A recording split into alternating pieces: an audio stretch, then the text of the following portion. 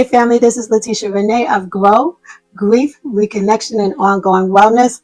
I'm so grateful to have you here with me on today. You're strong, you're successful, you've built a life that many admire, right? But tell me this, when was the last time you sat with yourself without the noise, without the distractions, and asked, am I really okay? Because grief doesn't care about your success. It doesn't care about how much you've built, how much responsibilities you carry, or how much people depend on you. It still sneaks in disguised as stress, fatigue, frustration, or the inability to feel fully present. And most people, they don't even realize it's there. So let's talk about it. Because what you don't realize, you carry. And what you carry, whether you see it or not, affects everything. Your decisions, your energy, your relationships, and even the way you see yourself. But here's the good news. There's a way through this. And it doesn't mean losing your edge or slowing down or getting stuck in emotions you don't have time to process. Today, I'm going to share how to shift what's weighing you down so you can move forward, clear, strong, and fully in control. So I've worked with people who are driven, people who are used to pushing through. And one thing I hear most often is, I don't have time to sit in my emotions. I have things to do. But what if I told you? Those emotions are already sitting in you. They show up in the way you react to stress, in the moments you lose patience over something small, in the way you avoid certain conversations or numb out in ways you don't even notice. You see, grief isn't just about loss in the way that most people think.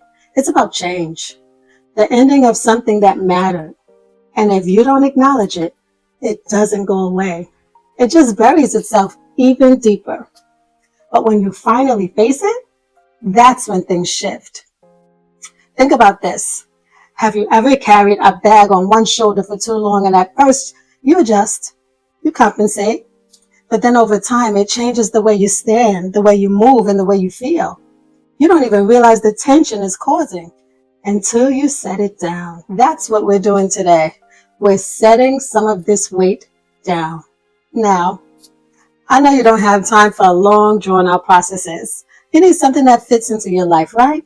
So here are ways that you can start shifting that emotional weight without stopping everything you're doing.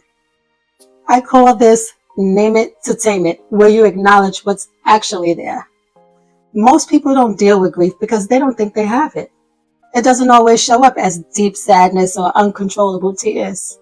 Sometimes it's in the small things, the frustration that comes out of nowhere, the constant exhaustion that no amount of rest seems to fix, the way you keep yourself busy so you don't have to sit with your thoughts. So let's make this simple. What's been feeling off lately? What's been harder than it should be for you? And what's one thing you keep avoiding?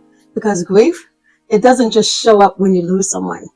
It's in the endings you didn't prepare for, the changes you never asked for, and the spaces that feel different now. Here are some things you might recognize, but haven't connected it to grief yet. You used to wake up motivated, but now every morning feels like a weight you have to push through. The little things, they feel bigger. You're pulling away from people, even the ones you care about, because it's easier than explaining what's going on inside, right? Work, it used to excite you, but lately it just feels like something you have to get through. You keep meaning to clean out that one drawer, that one closet, that one space that holds memories, but every time you think about it, you find something else to do instead, staring at your phone, scrolling aimlessly, zooming out, anything to avoid sitting with your own thoughts. You feel guilty for wanting to move forward, like healing means forgetting. You tell yourself, you're fine, but deep down, you know something isn't quite right. That's where the weight is sitting. And the longer it stays unnamed, the more it quietly shapes your decisions, your relationships, and your energy. Call it out, write it down, say it out loud. Even if it's just, I'm tired of feeling like this. Even if it's just, I don't know what's wrong, but I know something is off. No judgment, just truth. Because you can't shift what you refuse to see. And here's the powerful part. Naming it does not make you weaker. It makes you aware. And awareness, that's where transformation begins. Now we have to interrupt the loop and shift our emotional patterns, because where emotions sit for too long, they don't just stay, they settle in, they get nice and cozy. They become part of your routine. You wake up feeling heavy, you go to bed feeling drained. You move through the day, but it feels like something is pressing against you, like you're walking through water, and it becomes a loop.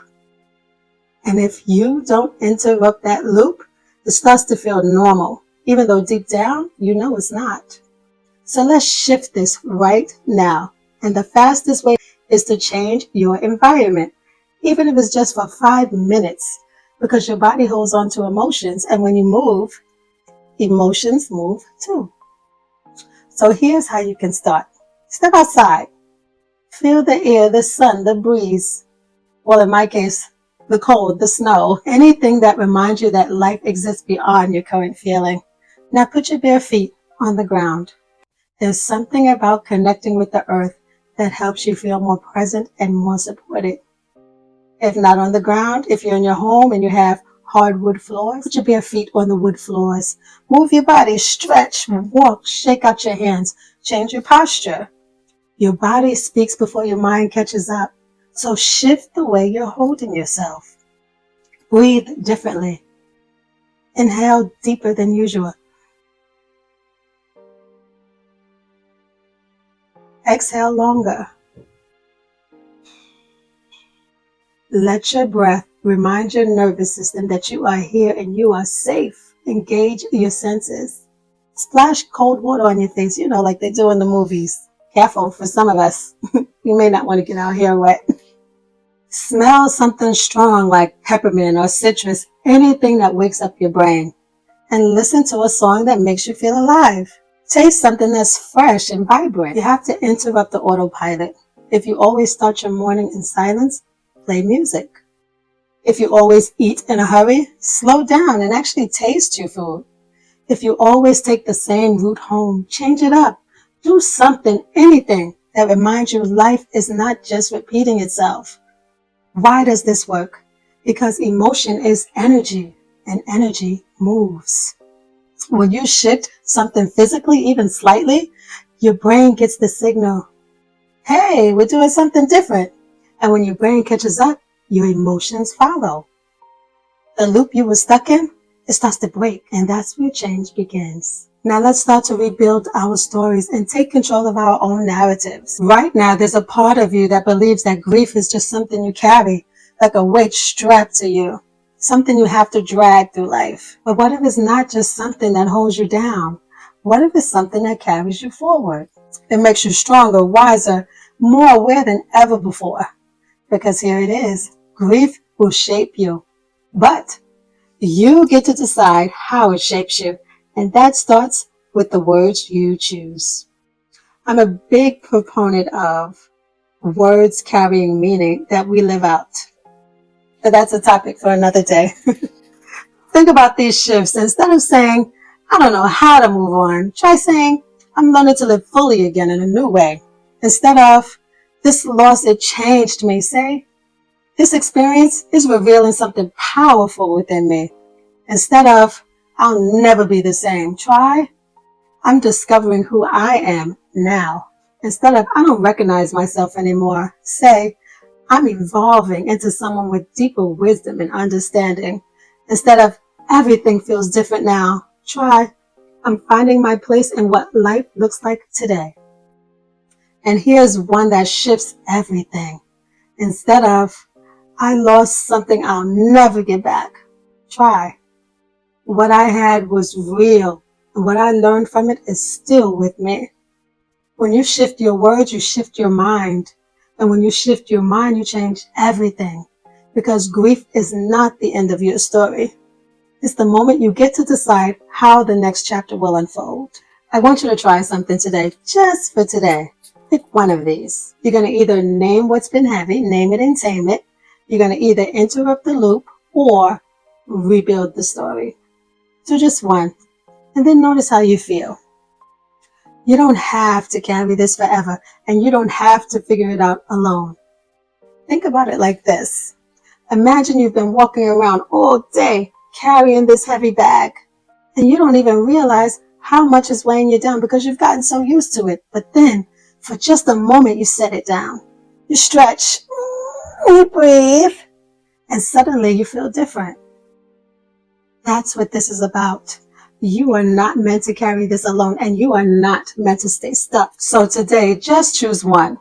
Name what's been heavy. Name it and tame it. Say it out loud. Write it down. Acknowledge it. What's actually there.